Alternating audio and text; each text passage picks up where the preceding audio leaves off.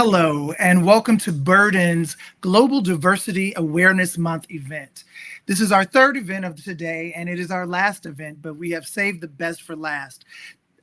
First, I would like to start off by thanking Novartis, our presenting sponsor, and Marion E. Brooks from Novartis. They have been a great partner to Burden and our team from the inception of this film. I'm Nathan Hale Williams, and I'm the writer-director of Burden, and it has just been a wonderful day of robust dialogue and discussions about the film and the issues that it raises. So without further ado, I'd like to present to you our film, Burden. Happy anniversary. Happy anniversary, baby. You're living in poverty. But don't be late. Promise. Your schools are no good. You have no jobs.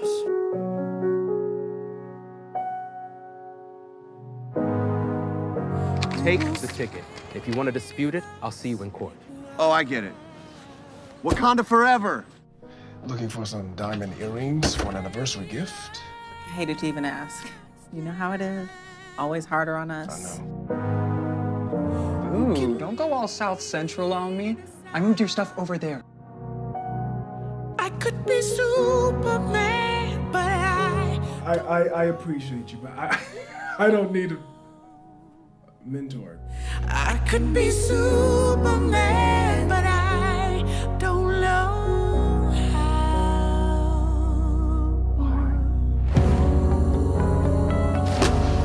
I could be Superman.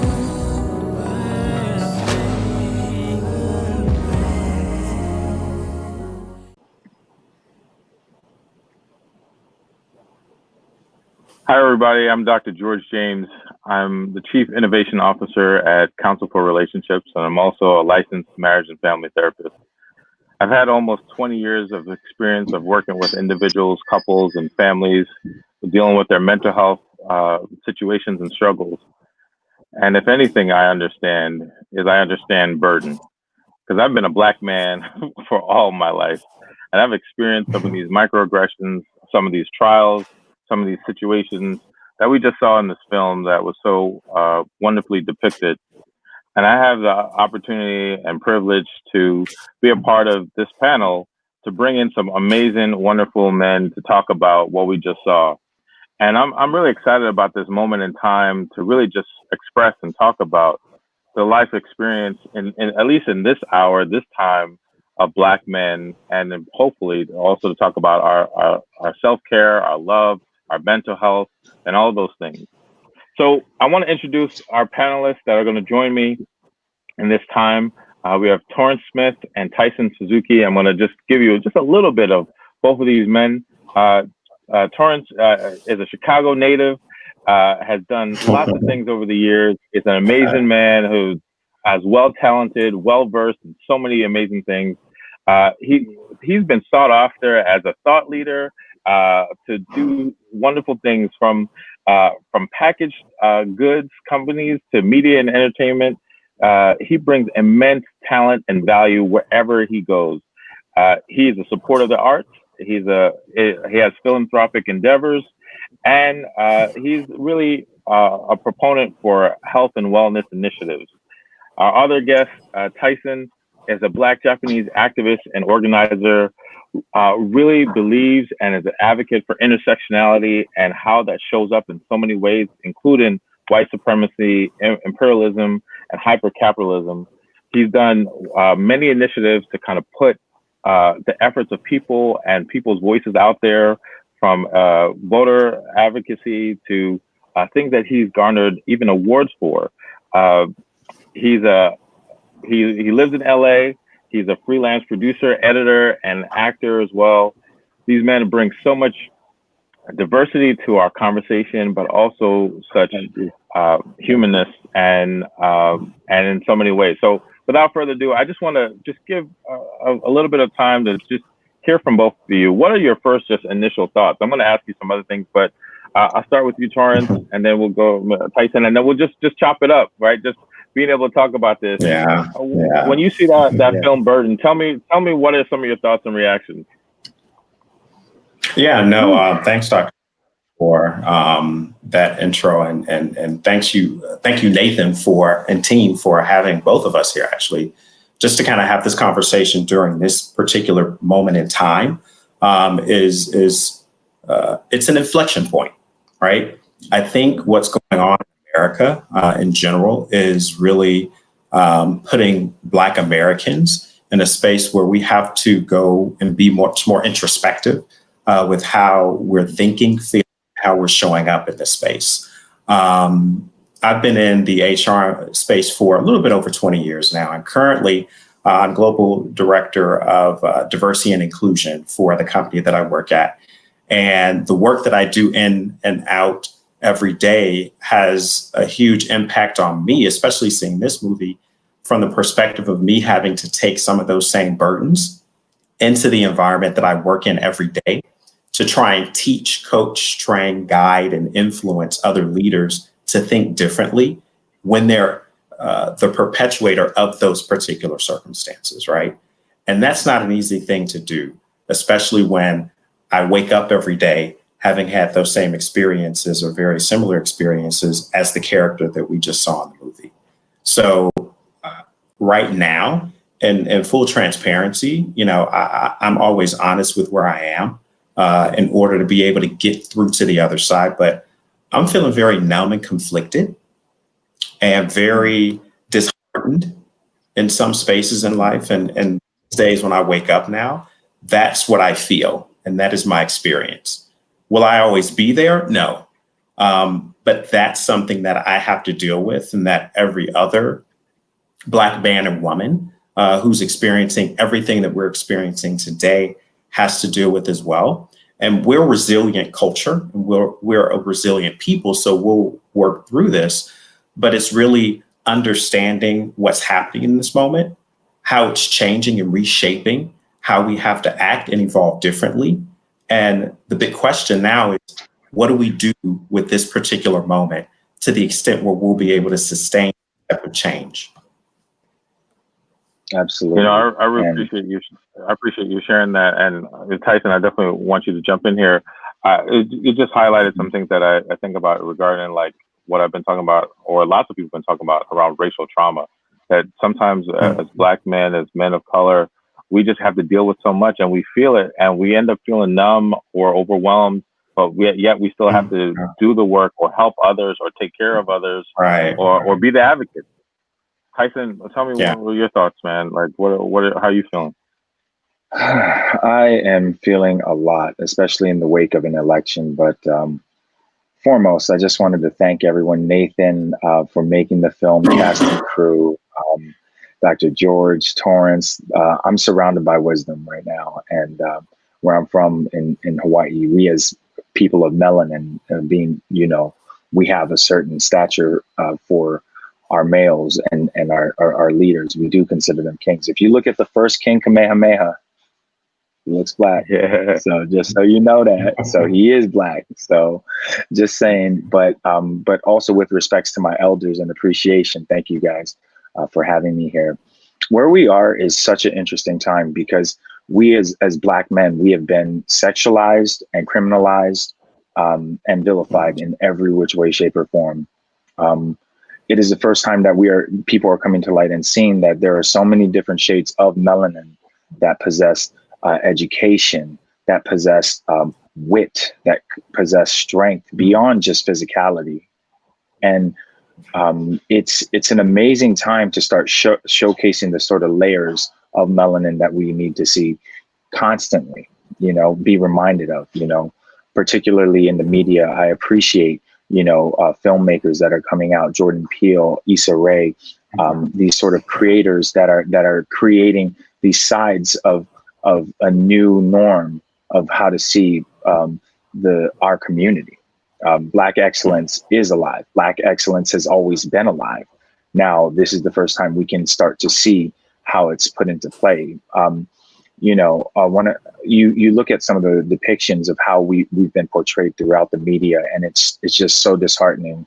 It's so messy. It's not us. And you would think with James Baldwin and his eloquencies through that alone, and throughout times with leaders such as MLK and Malcolm X, you would see that there are so much think tanks within our communities that are constantly fighting for social change and social upheaval, but we are still stuck in the same rut of systemic racism. And how I'm feeling right now is that we are just touching the iceberg of systemic racism that has plagued us from not just our sort of history, but that continues to plague us from a socioeconomic approach. I feel that the sort of distribution of wealth in the Black community, because we've been so redlined, we are not seeing the sort of justice that we need. At the end of the day, I think people need to understand, whatever, if you're white, that guilt that you have shouldn't be your burden, but what it should be is a reminder for you to rep what's right and right what's wrong. I feel that is a very important sort of approach that we're not, that people are not reminding of, because that are thinking, oh, my ancestors did this, I can go out and protest and this is enough. It is not enough. Protesting is not enough. There's a difference between protesting and activism that I feel that people are missing. Just because you go out and hold a sign, take a selfie and post it, and we understand that your moral caliber has put you there to do that, great, showcase it. But the work begins when you are away from the crowd and you are sitting there with yourself and asking, how can I change what my ancestors done to create this narrative? And I'm feeling a little bit, I would say, worried that because there's so much desensitivity to more deaths happening. We're at 626 in Los Angeles now, since 2010. That's a decade. 2010 was when they started doing the body counts of how many Black people were killed in Los Angeles. It's still going, it's still rising, but I think there's a sense of desensitivity. So what needs to happen is, I feel that this sort of desensitivity needs to be channeled to a place where allies who support Black liberation and Black empower can find a way to channel that energy into communities of color, which is very important. Because Tyson, at the end of the day, sorry, go ahead. Finish. I just wanted to close off with what, at the end of the day, we are not vengeful people. If you look at our culture, we are the type of culture where we're just like, oh, that's how it's gonna be. Peace. We done. See you later. That worked for us. It's like cut the check and we done. We okay with that. Right. We are okay with that. But what's happening is because this white supremacy is surrounding us and it's so rampant. It's like, wait a second, you guys are holding this guilt and turning it into anger so you can justify not doing or omitting your sort of concern for this human rights violation. So, and I think they don't realize that we are not a vengeful people. We are a people of faith.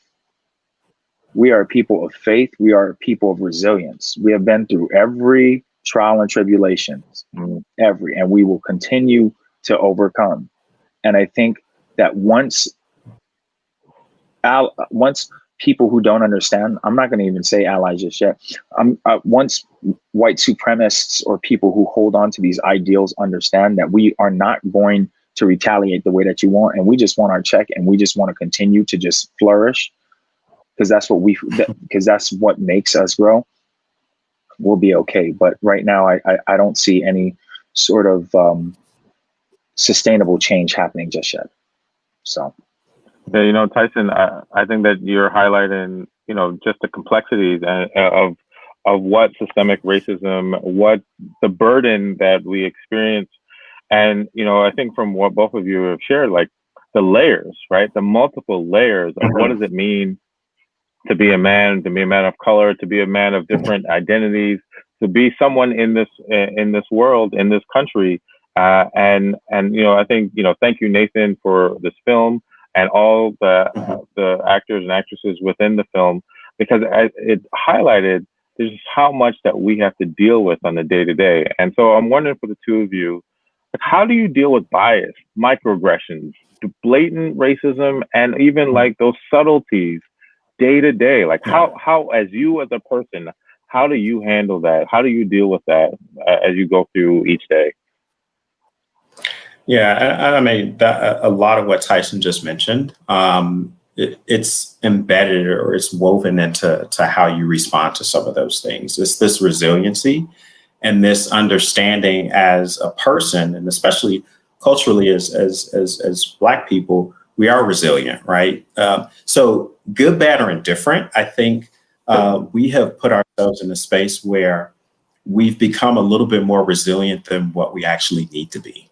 I think we have made our skin a lot thicker than what we should have, because it's now teetering on the line of, okay, have I become so thick skinned that I am now numb, using the word I just described, and where I'm not being as sensitive to some of the other atrocities that are happening outside, right? So there, you have to strike a balance in that space. And when you talk about microaggressions and some of those things that happen either on the job or even in everyday life, right? It is, how do you respond to those things, or even do you respond to some of those things? Because the thing that I often go back to within myself is I do this 3-second rule. I sit in my head and say, okay, if somebody just says something crazy to me, which happens a lot, kind of like, which they will. We know they will. Right. I have a choice in that moment. And the way I was raised in the generation that I grew up in, because I'm 45, so I'm sitting here thinking like, okay, well, what does the evolved, more mature Torrance want to do to handle this particular situation? And I asked myself this question, that 3-second rule, okay, is this coming from a place of ignorance, or is this truly coming from a place of malice? If it's coming from a place of ignorance and honesty, where they're like, okay, I really wasn't aware of what I said, then I have to make a quick decision and assessment in that moment to say, is this a teachable moment for me to engage with this person? On the flip side of that, coming from a place of malice, I say, okay, well, same thing. Is this a moment that I want to engage with this person because it's probably going to go south real quick, especially if I'm having a bad day. So I can definitely relate to the character when he was in the bar.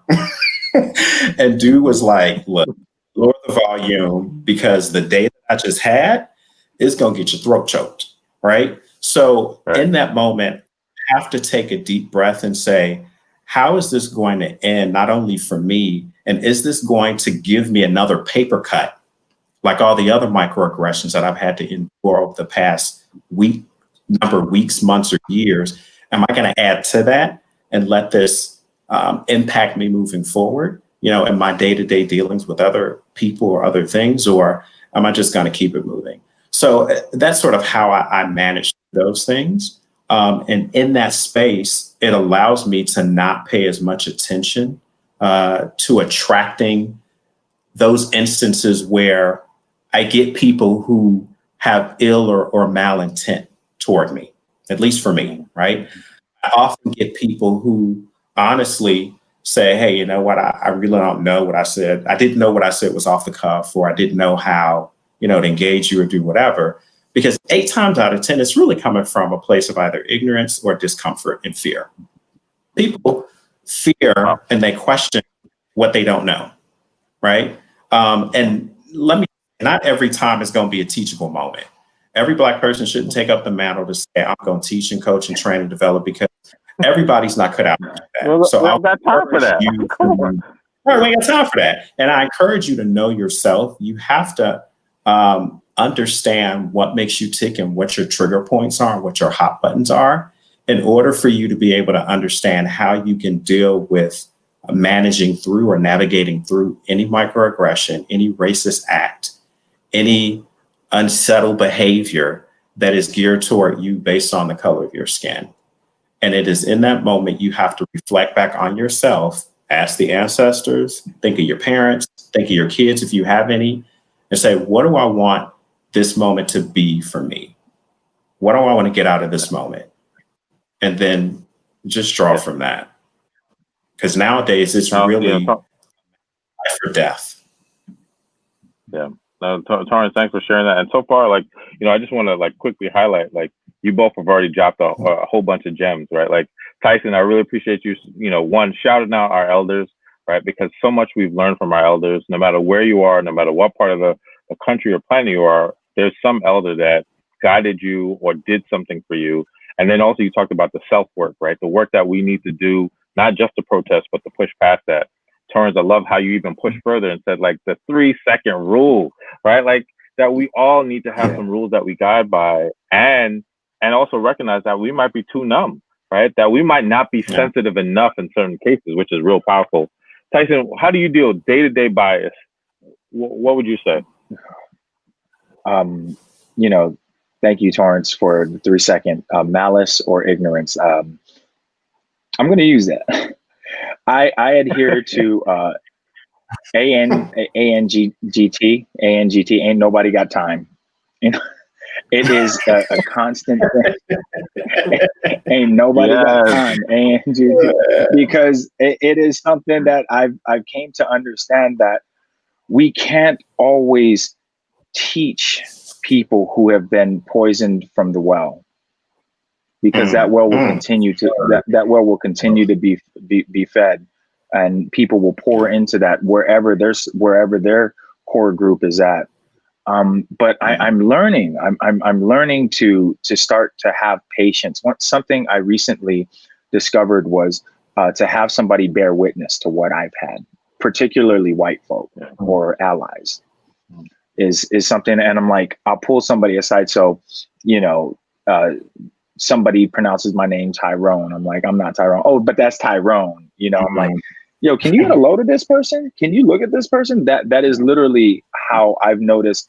It actually puts a sort of attention on that person to start wondering, like, wait a second, this is maybe I am doing something wrong, you know, and when somebody else calls it out, because a lot of the times when people have these sort of, I would say, these implicit biases that they bring out and these sort of snarky remarks, I call them snarky, but they're all out racist. We all know that, but they say these little things. They won't hear it from you. For some reason, we're still 1/3 of a human being to a lot of these people, whether they're aware of it or not.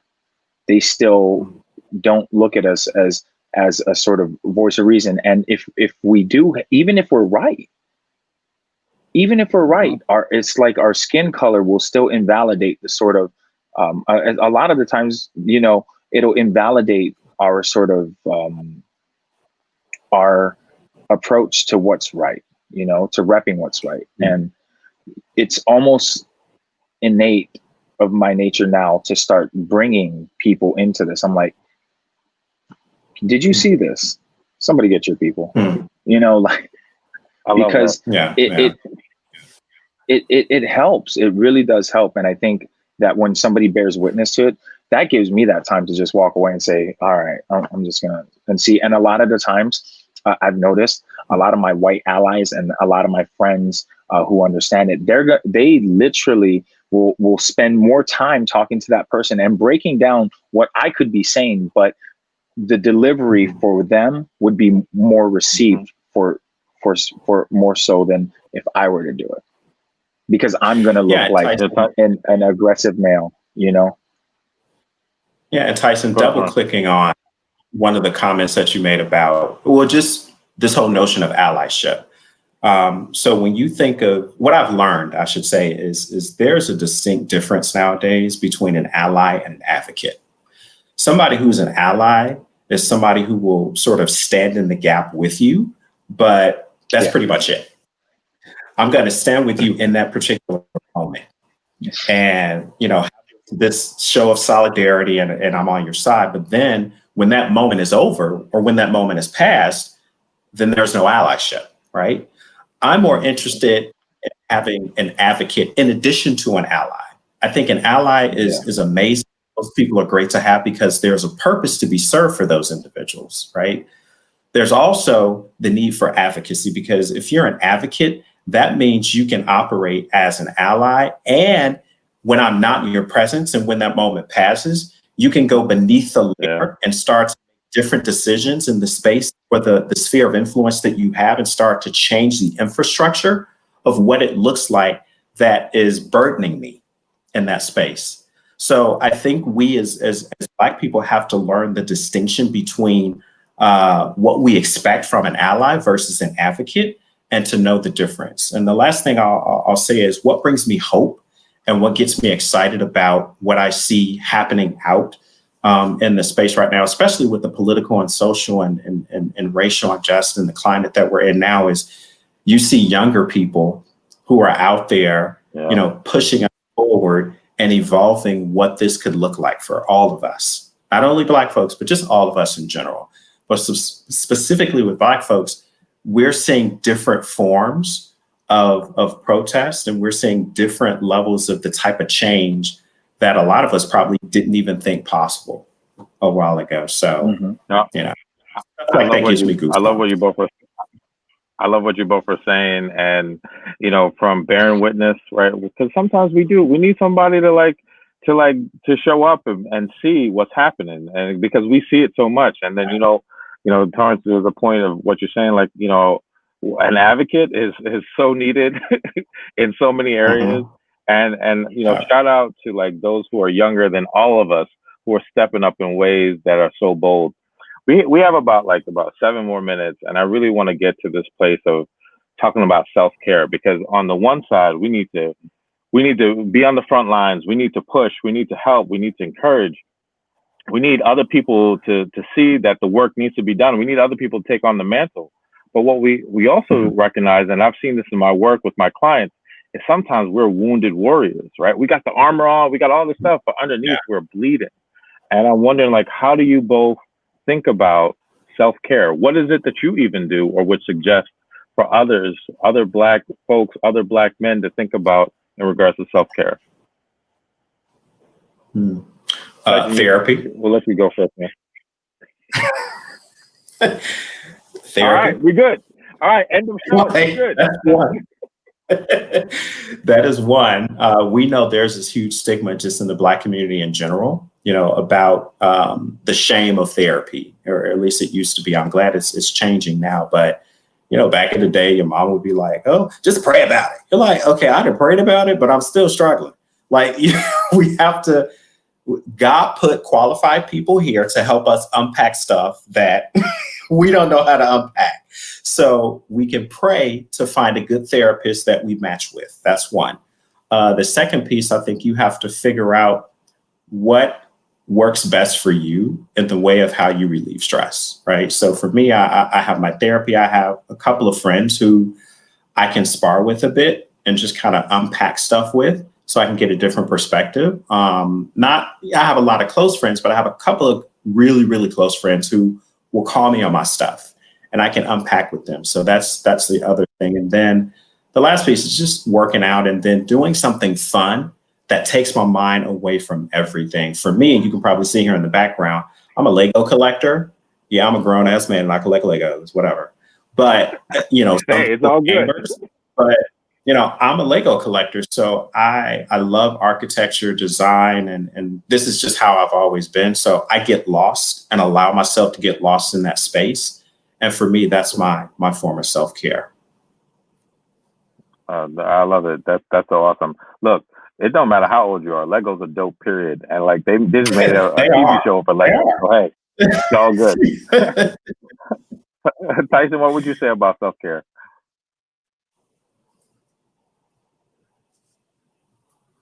Oh, I think we lost you. I'm not hearing. I know, Tyson, you're dropping something dope right now, but I can't. For some reason, I lost your audio. I can't hear you at the moment. I don't know if your AirPod popped out. Nope. Well, while you do that, anytime you chime in at any point. Oh, there you go. Go ahead. Hello?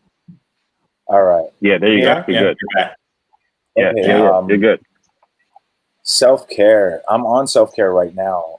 I just recently completed 110 days back-to-back since George Floyd, protesting, organizing, mobilizing, and doing the work. A lot of volunteerism. COVID has really kind of brought this sort of blessing in disguise, and I created this sort of group called Active Advocate, and it is a cause-based organization that makes sure that wherever the problem is, we intersect to fight it.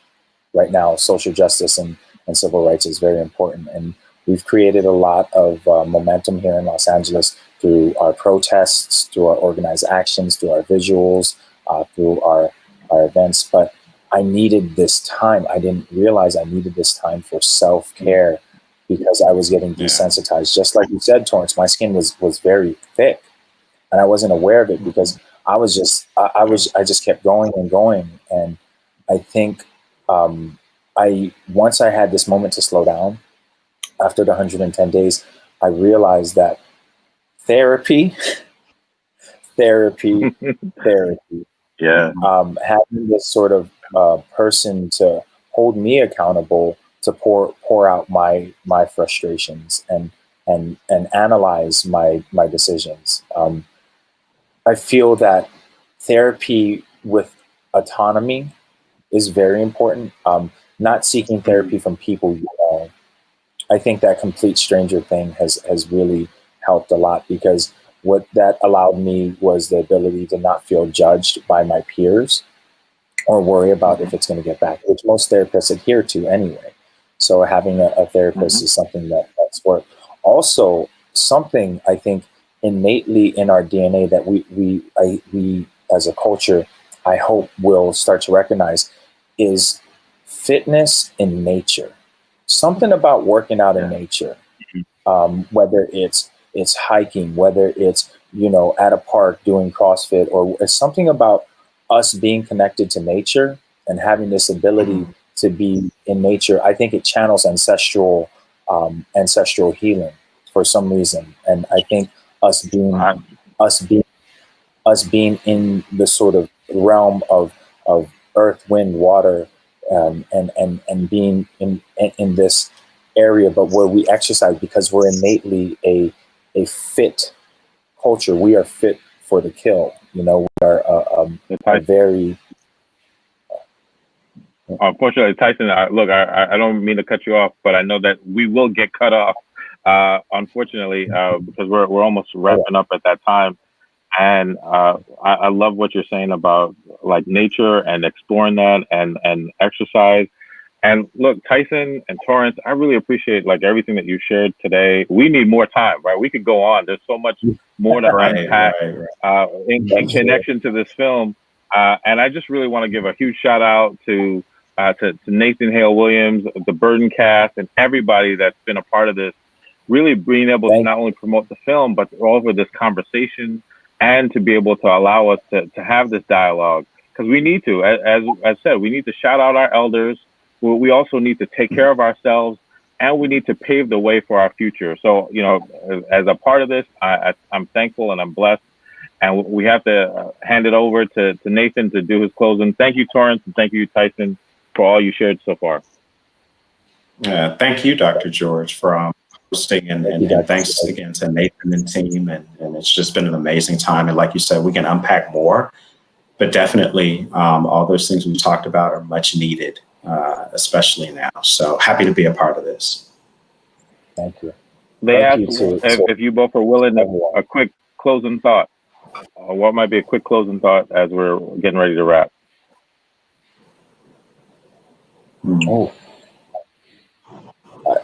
Continue to do the work.